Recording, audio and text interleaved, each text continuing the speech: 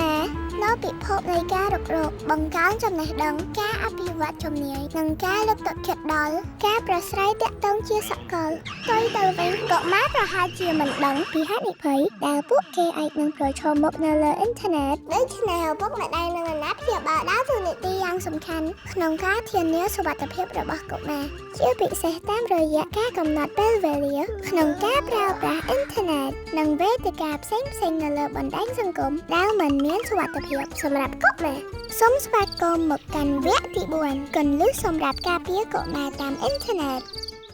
សុវត្ថិភាពនៅលើអ៊ីនធឺណិតមានសារៈសំខាន់ណាស់ការបែងចែកពេលវេលាក្នុងការប្រើប្រាស់មិនបានត្រឹមត្រូវ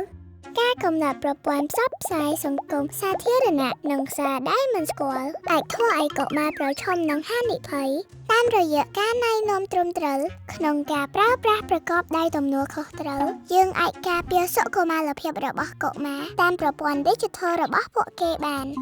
សួស្តីខ្ញុំឈ្មោះបងស្នាតោះស្វែងយល់ពីវិធីងាយៗមួយចំនួនក្នុងការការពារកូនរបស់អ្នកឲ្យមានសុវត្ថិភាពតាមអ៊ីនធឺណិតទាំងអស់គ្នាជំហានទី1របៀបដាក់ Parental Control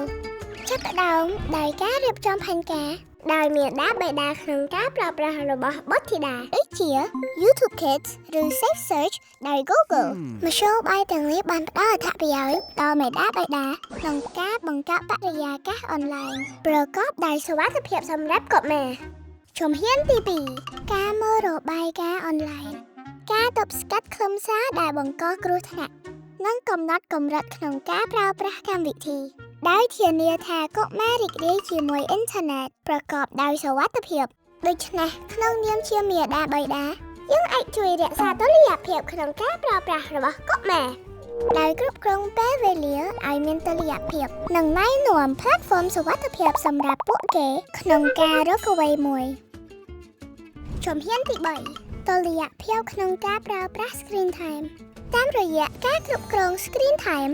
នៅលើការប្រើប្រាស់ឧបករណ៍ Digital ដោយកំណត់កាលវិភាគច្បាស់លាស់វាជួយជំរុញឲ្យពួកគាត់មានទម្លាប់ល្អសុខភាពល្អនិងធានាថាពួកគេរីករាយនឹងសកម្មភាពទាំងអនឡាញនិងសកម្មភាពខាងក្រៅជំហានទី4ការពិភាក្សាបោកចំហ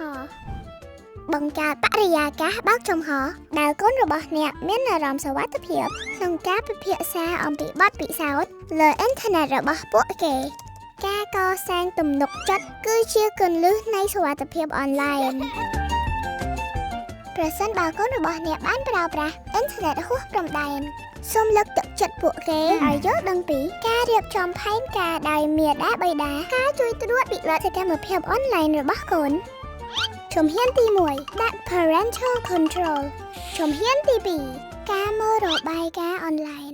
ជំហានទី3តុល្យភាពក្នុងការប្រើប្រាស់ Screen Time ជំហានទី4ការពិភាក្សាបោកចំហដែលមានការណែនាំបង្ហាត់បង្ហាញនិងការទំនាក់ទំនងបោកចំហមាតាបិតាអាចជួយកូនរបស់ពួកគាត់ឲ្យរីករាយជាមួយអ៊ីនធឺណិតប្រកបដោយសុវត្ថិភាពនិងប្រកបដោយការទទួលខុសត្រូវ